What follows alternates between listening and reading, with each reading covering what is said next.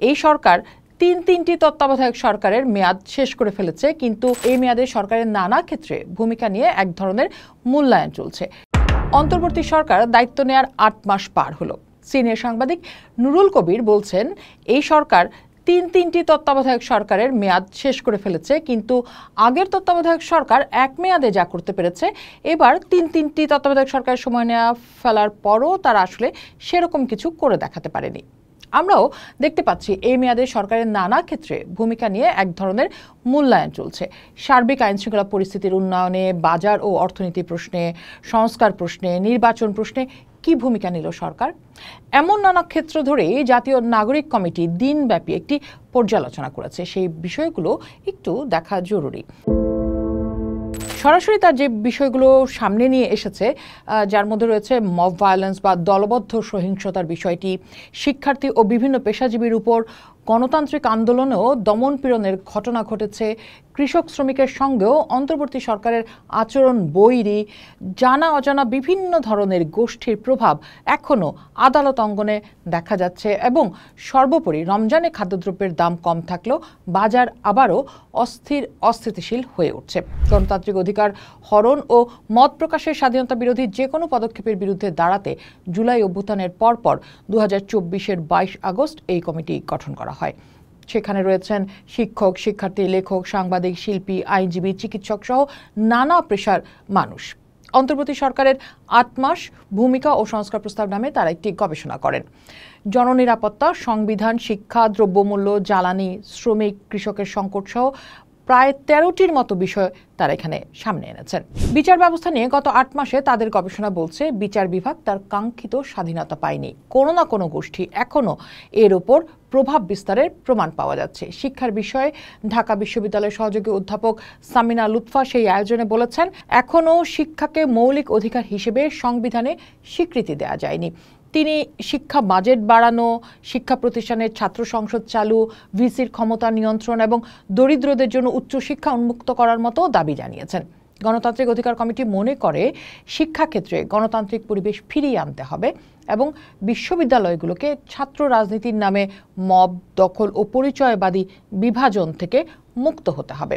এছাড়া স্বাস্থ্য খাত নিয়ে আমরা দেখেছি, সেখানে কথা হয়েছে। স্বাস্থ্য খাত নিয়ে ডক্টর হারুন রশিদ প্রশ্ন তুলেছেন, উন্নত চিকিৎসা বিষয়টি যখন সামনে আসলো, যখন ভারত উন্নত চিকিৎসার দরজা বন্ধ করে দিল, আমরা সাথে সাথে ঝুঁকে পড়লাম চীনের দিকে, কিন্তু এই সময়টিতে নিজেদের সক্ষমতা বাড়াতে পারতাম নাকি?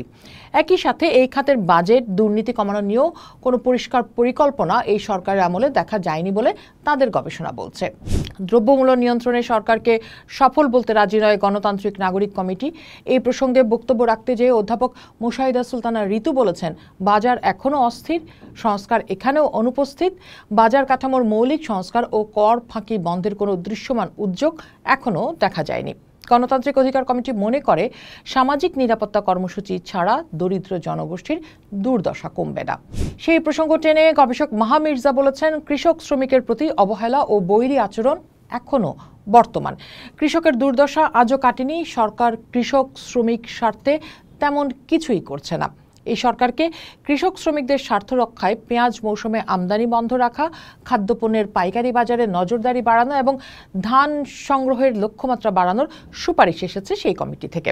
সভায় জননিরাপত্তা প্রশ্নে বলা হয়েছে, মাজার ভাঙ্গা, ধর্ম অবমাননার নামে নির্যাতন এবং নারী নিপীড়ন এখনও অব্যাহত রয়েছে, বরং গত 8 মাসে সেটি বিভিন্ন সময়ে একেবারে ধারাবাহিক বিরতিতে সামনে এসেছে।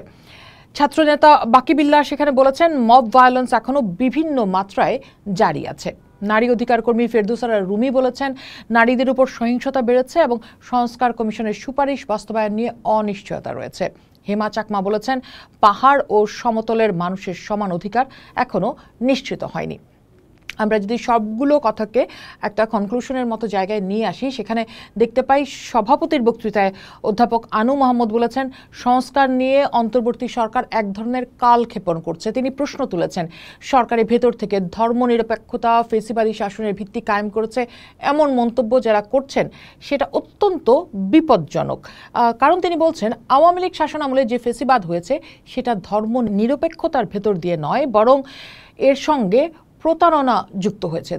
ধর্মনিরপেক্ষতাকে প্রতারণা এবং ধর্মীয় গোষ্ঠীকে ব্যবহার, ধর্মীয় নিপীড়নকে নানাভাবে নিজেদের পক্ষে ব্যবহার ও মুক্তিযুদ্ধকে অপব্যবহার করে ফেসিবাদী শাসন কায়েম করেছিল আওয়ামী লীগ। আনু মাহমুদ একই সাথে সমালোচনা করেছেন নারী বিষয়ক সংস্কার কমিশনের প্রতিবেদন নিয়ে যে ব্যাপক প্রতিক্রিয়া দেখা গিয়েছে। তিনি বলেছেন, উত্তরাধিকার প্রশ্ন নিয়ে কিংবা নারীর অধিকার প্রশ্ন এলেই বাংলাদেশের বৈষম্যবাদী রাজনীতি ও মতাদর্শ ধারণকারীরা ধর্মের নামে হোক, জাতির নামে হোক প্রতিক্রিয়া দেখায়, বিশৃঙ্খলা তৈরি করে, জানিয়ে অন্তর্বর্তী সরকার আবার বেশ নিশ্চুপ।